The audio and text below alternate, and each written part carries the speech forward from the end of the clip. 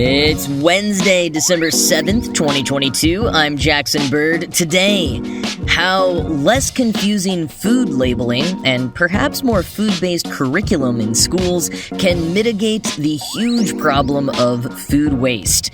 Plus, a new web-based simulator that will show you exactly how screwed you are if an asteroid hits your hometown. Here's some cool stuff for your ride home. Ahead of Thanksgiving this year, food waste nonprofit Refed estimated that the U.S. would waste 305 million pounds of food after the big meal. Individual cost-wise, we're talking about $15 in food waste for each dinner for 10 people. Altogether, as a nation, that's about $450 million. Or enough food to make about 6.5 meals per person for the 38.3 million food insecure people in the country. And on an individual scale, going beyond Thanksgiving, we're talking about $1,300 a year in wasted food. As Harvard Law professor and founding director of its Food, Law, and Policy Clinic, Emily Broadleib told NPR's All Things Considered earlier this year, the amount of food an average household wastes per week is basically the equivalent of going to the store, buying 3 bags of groceries, and then immediately putting one of those bags in the trash. And it's not just the impact this is having on our inflation-tightened budgets or the impact it could be having on helping out the food insecure among us, it's also having a huge impact on the climate. A recent piece on food waste in The Atlantic by Yasmin Tayag pointed out that the annual emissions of rotting food in the U.S. is equivalent to about 42 coal-fired power plants. Refed adds that emissions from our Thanksgiving dinner food waste alone is equivalent to driving 169,000 cars for one full year. And one of the biggest culprits behind food waste? Uncertainty around the meaning of expiration date labels on food. A study Broadleib co-authored in 2019 found that 84% of consumers report always or usually throwing food away based on the date on the label. Now, there's certainly a lot that we could be doing in terms of better meal planning and getting more creative with using our food before that date rolls around, but the dates themselves on the labels can be misleading. They're not the same across the board, for starters. You might see best before, or sell by, or best if used by. And most of those refer to when the quality of the food will begin to diminish. And food manufacturers are upfront about this. They want the consumer to enjoy their food when it's in its best state. But a lot of people interpret those labels as the food being unsafe after that date. When it comes to food safety, experts say they're concerned about foodborne illnesses that would send you to the hospital, things like E. coli, salmonella, and listeria. We don't have labels for those, though. Pathogens like those are usually a result of contamination, improper storage, not cooking to hot enough temperatures, unsanitized utensils or work surfaces, stuff that happens after purchase, so you can't really make a label for it.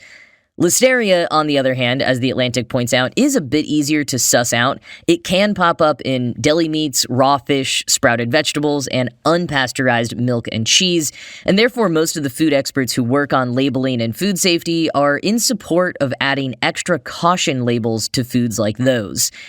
But here's another problem with labels as they currently stand in the U.S. There is not actually a federal requirement around labeling dates on food, for the most part. It currently varies state to state, and it varies widely.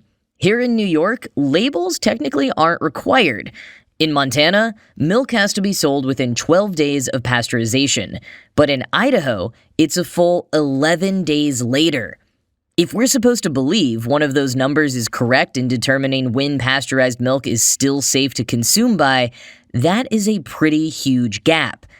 But Broadleib explained in The Atlantic that pasteurized milk is actually one of the safest foods on the market. The pasteurization kills the germs, so even if it's soured or curdled, it's actually still pretty safe. Some recipes even call for it that way. Other foods that might look bad but are still perfectly safe, if it's been refrigerated and is headed for the oven, don't sweat it. As long as it gets up to the correct temperature, about 160 degrees Fahrenheit for most meats, but always Google it to double check, the heat will kill off any germs that you might need to worry about. And as for dry goods, Broadleaf said, quote, "You're not taking your life into your hands if you're eating a stale cracker or cereal," end quote. Aside from listeria and some of those cold, ready-to-eat foods like deli meats and raw fish, which are of larger concern during pregnancy, the only product that is unsafe after its expiration date, and which is therefore the only one the federal government does have a requirement around, is infant formula. That one you do need to pay attention to. But all these different things to know. I mean, sure, we have Google now so we can look it up, and The Atlantic recommended an excellent book by a scientist from the Natural Resources Defense Council called Waste-Free Kitchen Handbook, which includes a whole directory of how to use food that's gone past its best-by date or even developed a little bit of mold. It sounds like an amazing resource to have in the kitchen, maybe even a good holiday gift. But the fact that we have to Google all of this or find resource books, that so many people don't even know the true meaning of Best Buy labels, and that even though we as a species literally developed disgust so that we would know to avoid pathogen-tainted food, yet some of us still doubt our instincts when it comes to that, how did we get here? How did people survive in their own kitchens before Google?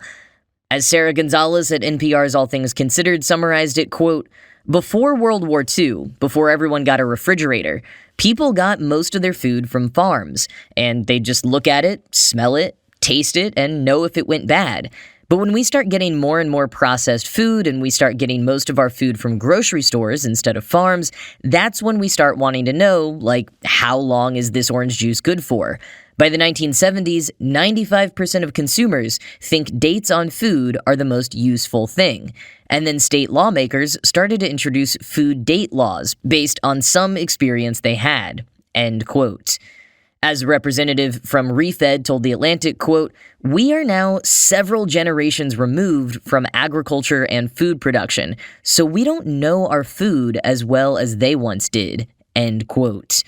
Unless you grew up on or have worked at farms, or maybe if you've been to culinary school, we're just not as in touch with these basic concepts as we used to be. So here are two things experts are proposing.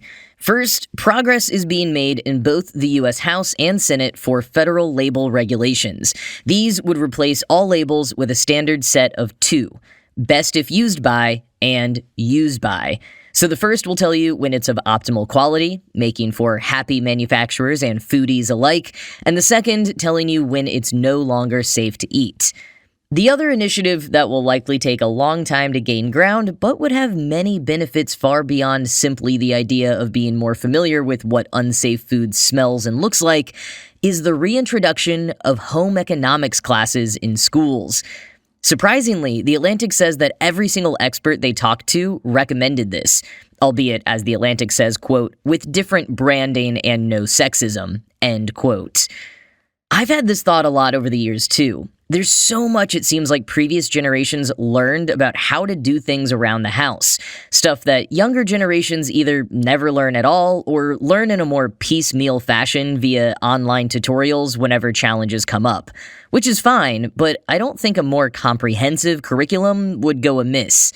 Plus, I think almost every American would tell you they would welcome the economics portion of that home economics class if it truly existed. How we can go through 12 plus years of schooling and never get taught anything about personal finance, topics like balancing a budget, the risks of taking out loans, how to invest in retirement, and on, is truly mind-boggling. And I'll be the first one to argue for the merit of simply learning how to think and learning self-discipline as valid reasons for high schoolers spending ample time on topics like microbiology and calculus and early modern European history, topics many of them will never need again in their lives. But surely students can get some similar academic outcomes from also learning about topics and skills that will benefit them in their day-to-day adult lives, like how to avoid predatory loans, and how to identify cheese that has gone bad, or how to prevent it from going bad in the first place. Because remember those numbers up top? 305 million pounds of food waste from Thanksgiving alone. $1,300 lost in household budgets annually from food waste. 42 coal-fired power plants worth of emissions from food waste. It's one of an endless list of things that we could be doing for the climate crisis. It might sound kind of silly, but teaching kids more about food handling while they're growing up could have big effects on our environment years down the line. For now, though, we will keep using Google and maybe trying to eat more of the food that we buy, even if the label says that it was best a week and a half ago.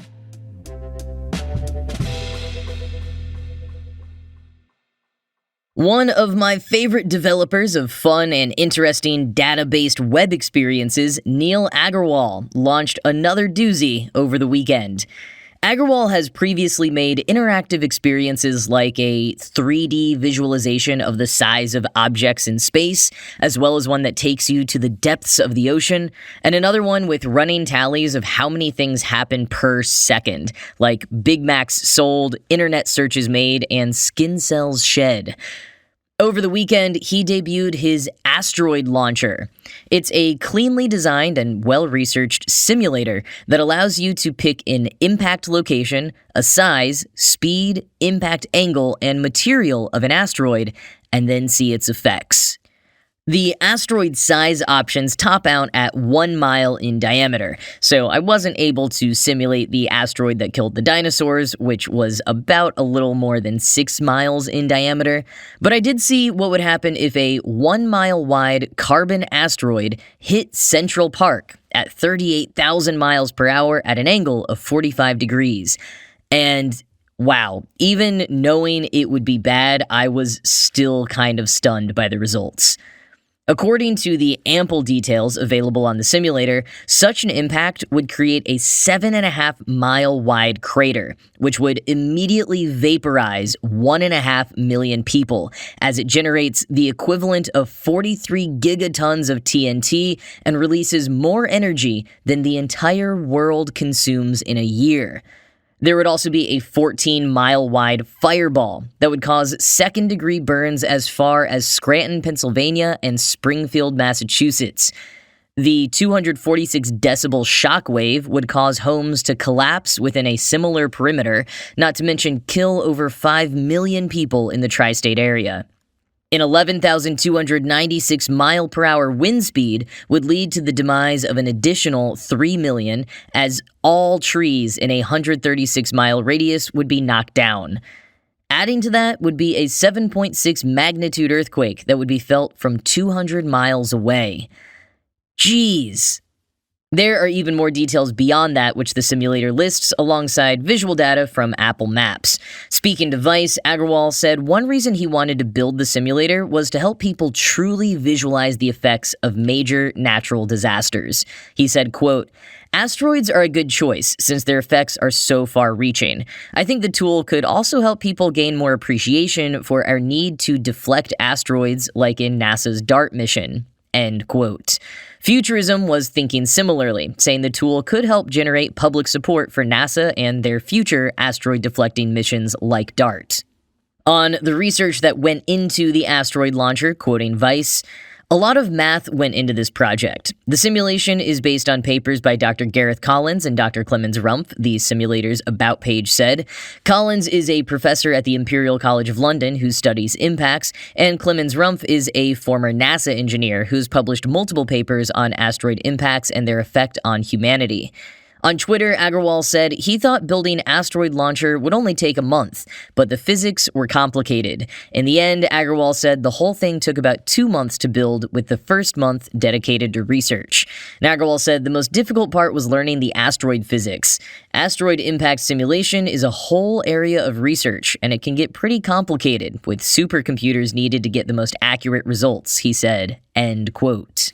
Jason Kotke also discovered this latest Agarwal drop yesterday and had the same thought as me. To compare it to the dinosaur-killing asteroid, he pulled out a contextual excerpt from Peter Brannon's book, The Ends of the World. Quote, "The meteorite itself was so massive that it didn't notice any atmosphere whatsoever. It was traveling 20 to 40 kilometers per second, 10 kilometers, probably 14 kilometers wide, pushing the atmosphere and building such incredible pressure that the ocean in front of it just went away."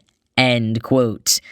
So, I guess that's part of why Agarwal's upper limit on the asteroid diameter for the asteroid launcher is less than a sixth the size of the one that killed the dinosaurs, because how would you even begin to visualize the ocean just going away? In any case, this is an absolutely horrifying, yet oddly fun and certainly captivating game that I definitely recommend messing around with.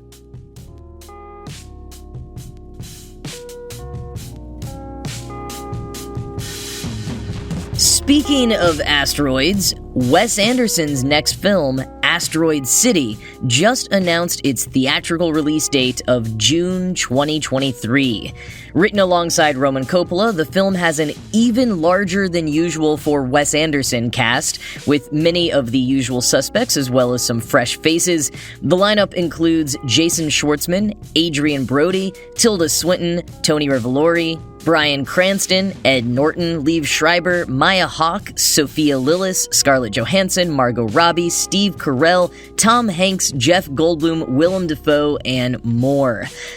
The movie takes place in a fictional desert town in 1955 at a junior stargazer and space cadet convention, during which the plans of the students and parents in attendance are, quote, spectacularly disrupted by world-changing events, end quote. As a huge space race nut, color me intrigued. And speaking of Wes Anderson, and space, sort of, earlier this week, the Russo brothers posted some AI art generated by fan Adam Hall that imagines their Avengers films as directed by Wes Anderson. The AI-generated images feature muted colors, giant sideburns on Cap, mid-century renderings of Iron Man and Ant-Man, lots of brown office settings. It's pretty great, and the Russo brothers seemed to be big fans as well, captioning their Instagram post, "Where can we watch this?" Link is in the show notes to check it out for yourself if you're interested, but that is it from me for today. This show was produced by Ride Home Media. I'm Jackson Bird, and I'll talk to you again tomorrow.